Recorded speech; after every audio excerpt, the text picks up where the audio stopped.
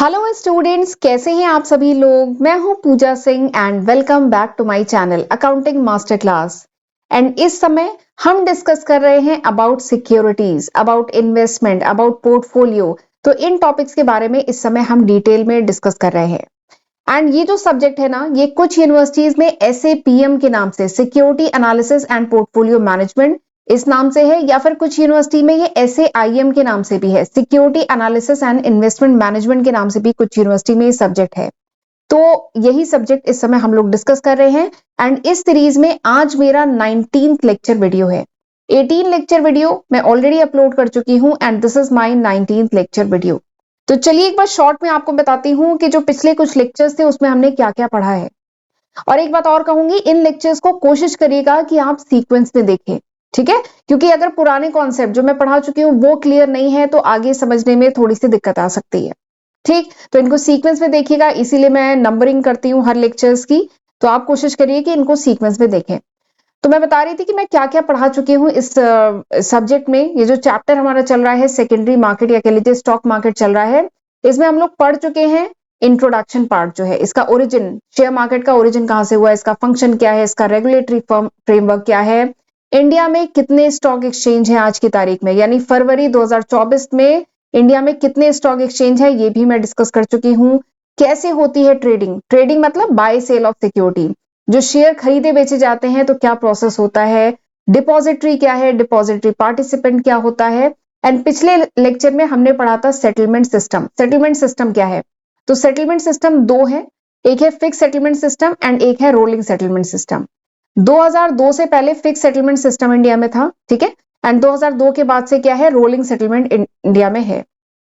अच्छा, आप मुझे कमेंट सेक्शन में बताएंगे कि रोलिंग सेटलमेंट सिस्टम में मैंने बताया था ना T+N समय लगता है किसी भी ट्रेड को सेटल होने में, ठीक है। तो आपको बताना है कमेंट सेक्शन में कि इस समय T+N क्या है। N मतलब number of days after the trading day, तो इस समय N क्या चल रहा है 2024 में, इस समय N क्या चल रहा है, ठीक है, 2024 में। ये मैंने पिछले लेक्चर में बताया है, ठीक है। तो अगर आपने पिछला लेक्चर देखा है तो बहुत आसानी से इस क्वेश्चन का आंसर दे देंगे। तो ये मुझे कमेंट सेक्शन में आप बताइएगा कि इस समय जो रोलिंग सेटलमेंट T+N है, तो इस समय N क्या चल रहा है। ठीक, एन क्या है, number of days after the trading day, ठीक है, यानी कोई भी ट्रेड कितने दिन में सेटल होता है अभी 2024 में, ठीक है। तो ये आप मुझे कमेंट सेक्शन में बताइएगा। तो चलिए फिर आगे बताती हूँ कि आगे आज के लेक्चर में हम क्या पढ़ेंगे। आज हम पढ़ेंगे अबाउट ऑनलाइन ट्रेडिंग। ट्रेडिंग कैसे होती है ये तो मैंने बता दिया था आपको, बट आज हम ऑनलाइन ट्रेडिंग के बारे में समझेंगे, डिटेल में समझेंगे। एंड ऑनलाइन ट्रेडिंग का फायदा क्या है, इसके मेरिट्स क्या है, ये हम समझेंगे, ठीक है। एंड इसके आगे अगले लेक्चर में लिस्टिंग, NSE BSE, ये सब हम टॉपिक अगले लेक्चर में करेंगे। आज हमें ऑनलाइन ट्रेडिंग के बारे में डिटेल में समझना है, राइट। तो चलिए फिर आज का लेक्चर हम स्टार्ट करते हैं।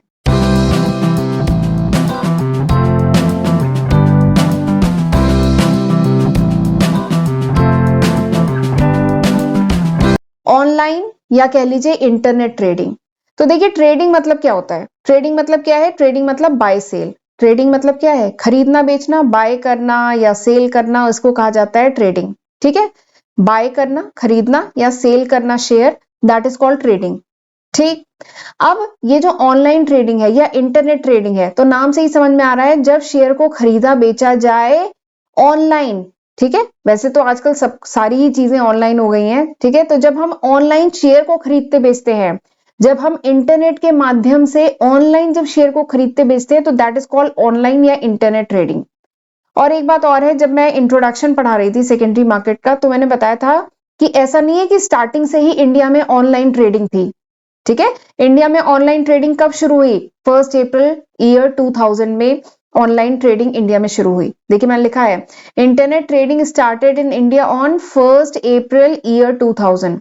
सन 2000 में ऑनलाइन ट्रेडिंग शुरू हुई, जिसमें 79 ब्रोकिंग फर्म या कह लीजिए 79 जो मेंबर्स थे, उनको परमिशन दी गई कि वो अपने यहाँ पे ऑनलाइन ट्रेडिंग कर सकते हैं, ठीक। आपको पता है ना, मैंने पहले डिस्कस किया है कि पहले क्या होता था, open out cry system, open out cry system था, बोली लगती थी शेयर की, ठीक है। कुछ मूवीज में इवन वो सीन दिखाए गए हैं जब ओपन आउट क्राई सिस्टम होता था। जो इन्वेस्टर होता था वो नहीं जाता था। इन्वेस्टर के बिहाफ में जो ब्रोकर्स होते थे वो बोली लगाते थे, ट्रेडिंग होती थी, ठीक है।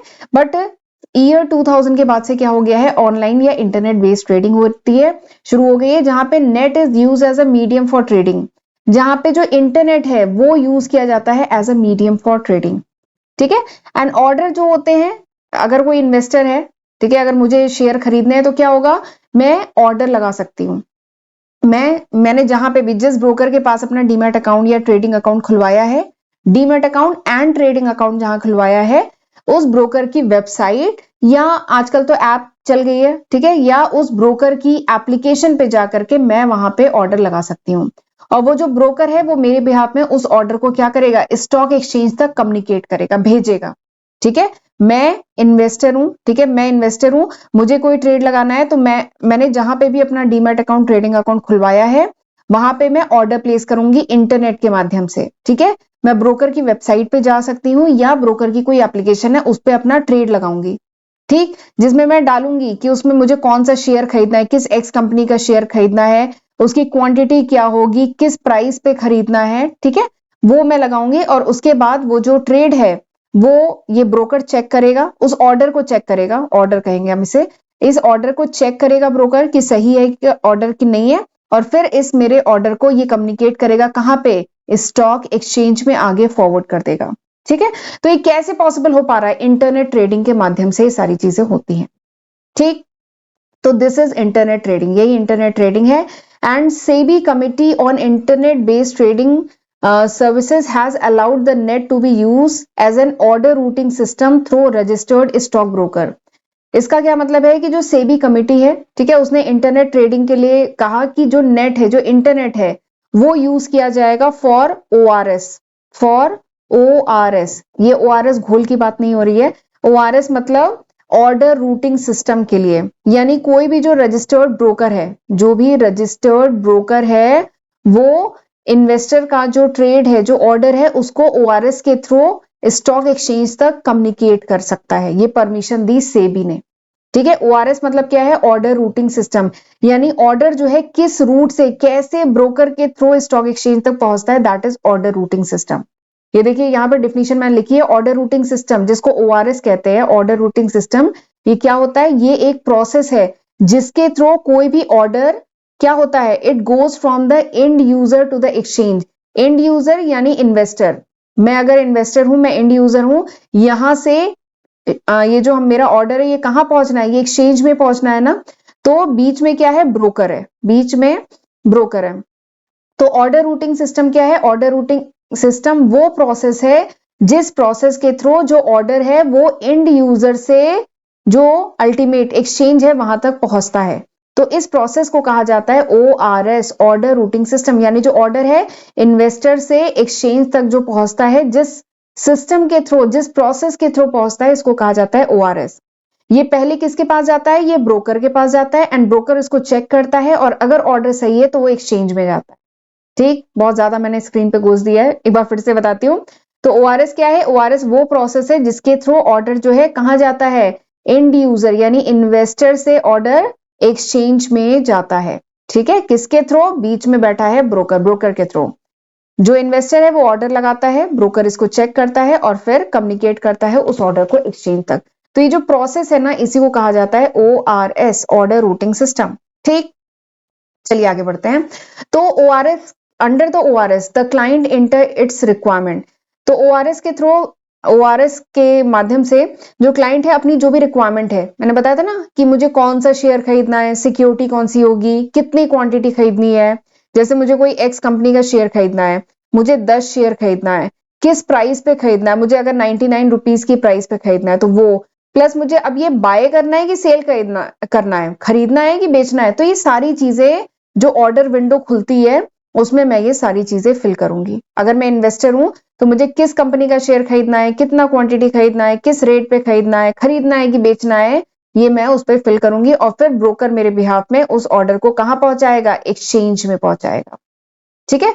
तो this is called internet trading, इसी को इंटरनेट ट्रेडिंग कहते हैं, ठीक। एंड ये जो ब्रोकर है ये चेक करता है electronically against the client account. जो सपोज करिए मैं इन्वेस्टर हूं, मैंने जो भी ऑर्डर लगा लिया, अब इसके बाद ब्रोकर इस ऑर्डर को चेक करता है, ठीक है, और फिर उसके अकॉर्डिंग जो अप्रोप्रिएट एक्सचेंज है, एनएससी में भेजना है, बीएससी में भेजना है, किस एक्सचेंज में इस ऑर्डर को भेजना है, वहां पे वो इसको भेजता है। ठीक, सपोज करिए मैंने कोई ऑर्डर लगाया कि मुझे 2 शेयर किसी एक्स कंपनी के बेचने हैं, मैंने सेल का ऑर्डर लगाया, तो ब्रोकर चेक करता है कि मेरे डीमैट अकाउंट में वो शेयर हैं भी कि नहीं है, ठीक है। या मैंने कोई शेयर बाय करने का लगाया है 1000 क्वांटिटी, तो ब्रोकर पहले ये चेक करेगा कि मेरे अकाउंट में इतने पैसे हैं भी कि नहीं है, ठीक है। तो वही चीज है, दे आर चेक्ड इलेक्ट्रॉनिकली, जो ब्रोकर है वो चेक करता है electronically against the client account में चेक करता है, and routed electronically to the appropriate exchange, जो भी अप्रोप्रिएट एक्सचेंज है वहां पे वो ऑर्डर को रूट करता है, यानी ब्रोकर जो है उस ऑर्डर को एनएससी में भेजना है कि बीएससी में भेजना है, किस एक्सचेंज में भेजना है, वहां पे उसे रूट करता है। तो इसी को कहा जाता है ORS, ऑर्डर रूटिंग सिस्टम। और फिर उसके बाद अगर वो ऑर्डर एग्जीक्यूट हो जाता है, ठीक है, मैंने पहले ऑर्डर प्लेस किया, अब पता नहीं वो एग्जीक्यूट होगा कि नहीं होगा, लेकिन अगर वो एग्जीक्यूट हो गया तो मुझे कंफर्मेशन आ जाएगी, ठीक है। एग्जीक्यूट करने का मतलब समझ रहे हैं ना, जैसे सपोज करिए कोई शेयर है, अभी 90 रुपीज का रेट चल रहा है, मुझे वो शेयर 85 पे खरीदना है, तो मैंने 85 का ऑर्डर लगा दिया, तो अगर वो 85 पे आएगा तो मुझे मतलब शेयर मेरे लिए बाय हो जाएगा, अगर नहीं आएगा तो नहीं होगा। पर अगर वो 85 पे ट्रेड हो गया, ठीक है, तो मुझे कंफर्मेशन आ जाएगी, एज अ क्लाइंट मुझे कंफर्मेशन आ जाएगी कि मेरा जो ऑर्डर था वो क्या हो गया, ऑर्डर एग्जीक्यूट हो गया, ऑर्डर क्या हो गया, एग्जीक्यूट हो गया, ठीक है।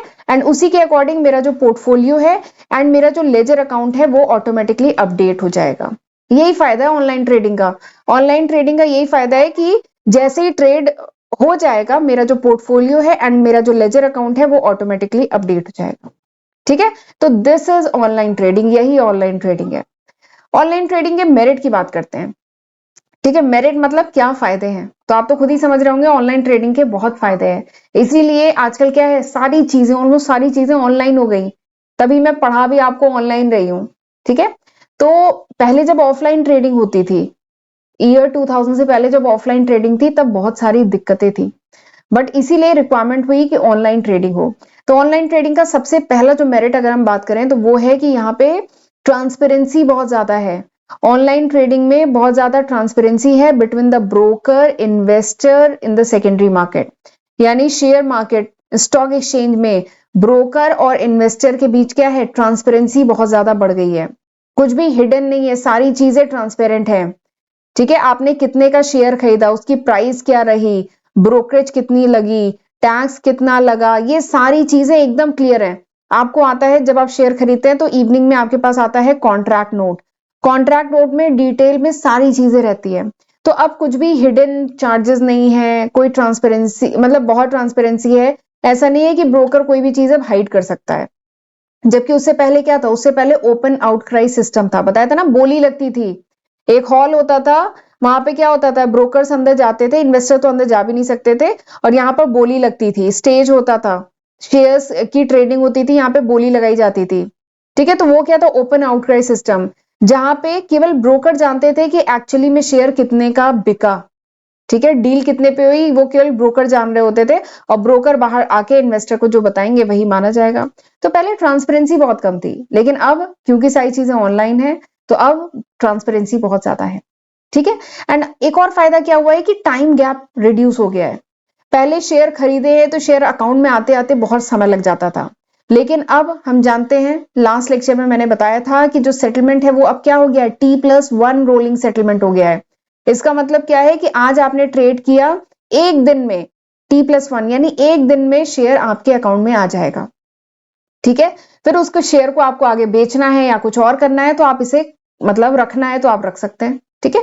तो प्रोसेस बहुत फास्ट हो गया ऑनलाइन ट्रेडिंग से। तो time gap has reduce in every stage of operation, यानी जो शेयर खरीदने के हर स्टेज का जो टाइम है वो रिड्यूस हो गया है।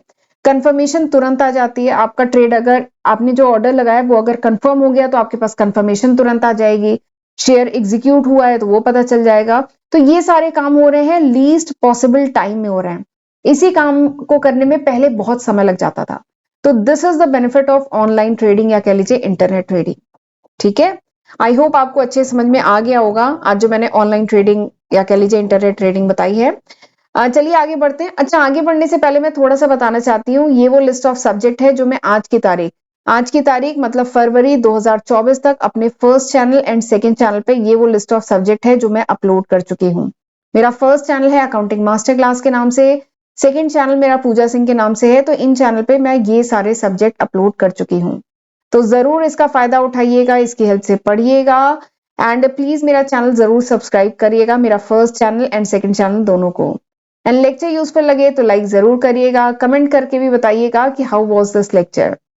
एंड मुझे इंस्टाग्राम पे भी जरूर फॉलो कर लीजिए, वहां पे भी मैं टाइम टू टाइम अपडेट डालती रहती हूँ। एंड अगर मेरे चैनल पे अपलोडेड जो वीडियोस हैं उनके नोट्स चाहिए then you can download my application from Google Play Store. ठीक है, तो चलिए अब आज का लेक्चर मैं यहीं पे वाइंड अप करती हूँ। अगले लेक्चर में हम अगला जो टॉपिक है ना, लिस्टिंग ऑफ सिक्योरिटी, इसके बारे में डिटेल में पढ़ेंगे। तो अगले लेक्चर में मैं लिस्टिंग ऑफ सिक्योरिटी होता क्या है, इसके ऑब्जेक्टिव क्या है, इसके मेरिट्स क्या है, डी लिस्टिंग क्या है, डी लिस्टिंग किस रीजन से होती है, तो ये सारे टॉपिक हमें अगले लेक्चर वीडियो में डिस्कस करने हैं। ठीक है, तो चलिए आज हम यहीं तक रखते हैं। आज लेक्चर नंबर 19 था, आज हम यहीं तक रखते हैं, अगले लेक्चर में हम आगे के टॉपिक पढ़ेंगे। राइट, तो चलिए फिर मिलते हैं अगले लेक्चर वीडियो में, तब तक अपना ध्यान रखिएगा। God bless you.